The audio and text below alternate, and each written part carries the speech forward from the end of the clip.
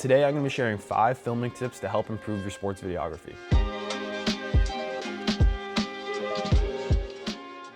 Alright, so the first tip I have is to create depth in your shots. Creating depth is a great way to make your image look more cinematic and eye-catching to the viewer. When I first started out, I was just focused on recording the action. I wasn't thinking about composition, lighting, framing, or how good my image looked. As I've progressed, I've realized the importance of consciously thinking about the cinematography aspect, and creating depth is one thing that I've realized is really important. The first main way I try to create depth in my shots is through background separation. So the easiest way to do this is to lower your aperture as much as possible, which is going to blur the background and separate your subject from it. You're also going to want to be as close as possible to the subject while the subject is as far away from the background as possible. This is going to further create more separation and therefore more depth in your image. The next main way I like to create depth is through lighting. So the basic rule of thumb is to backlight your subject. You want your subject to be between you and the light so that the shadows are facing the camera. If you look at any cinematic movie, there's often patterns of light, then dark, then light. This is much more interesting than a flat image. I use this app called the Sunseeker app to see where the sun is going to be during different times of the day. And then I can position myself so that the game action is coming towards me with the sun in the proper position. A lot of this is going to come with proper preparation and planning. At the end of the day, for us sports videographers, the most important thing is to create eye-catching videos that people want to watch. And creating beautiful images with lots of depth will certainly catch the eye of the audience. The next main tip I have is to get low. So most people watch sports from TV or high in the stands, and these are both high angles. So getting low immediately makes the shot more interesting. This is providing the audience with a viewpoint that they haven't seen before and will immediately catch their eye if they see it on their social media feed. This low angle also makes the person seem more powerful and intimidating, which is definitely the vibe at least I'm going for in my sports videos. Think about any movie you've seen where there's a low angle looking up at the camera. They look very imposing and powerful, and oftentimes athletes like to be portrayed as that. It's also just going to create for a more interesting background. Like I was saying before about depth, if you film from above, there's going to be no depth because the field or the court is going to be right behind the subject. Where if you're low, there's going to be more separation from the background, which is oftentimes the sky, and they're going to be really separated from that.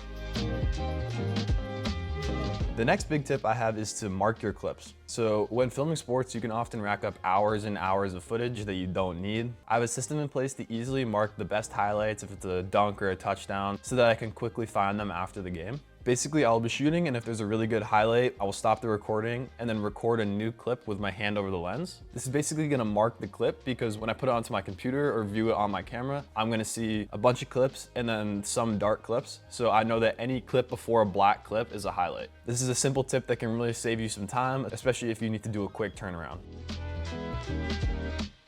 The next big tip I have is to build a rig. So try adding a cage, a monitor, a V-mount battery, anything you can to add some weight to the camera. This has the obvious benefits of whatever functionality the accessory has. So for a monitor, you can see a bigger image. V-mount battery lets you have a longer battery life, but it also has the added benefit of adding weight to your rig. This is going to create for more stable footage because gravity is going to be doing most of the work. Oftentimes with these really light mirrorless cameras, there's going to be micro jitters just because it's so light. Having a rig will really help you stabilize your footage. It also has the added benefit of looking pretty cool and professional. My last tip is to move around. This is honestly one of the biggest ones. I see so many videos where the videographer is clearly just in the same position all game. This is not going to create a very interesting edit because there's no angles to cut to or different shots to kind of spice up the edit. You basically want to be moving around as much as possible, getting different angles and different focal lengths. This is especially important if you're shooting for one team, say like an AAU team, and you have them for 4 or 5 games. You definitely need to get many different angles or else every clip is going to look the same. So I actually have one last bonus tip, and that is to get something called the Tri-Lens, this right here.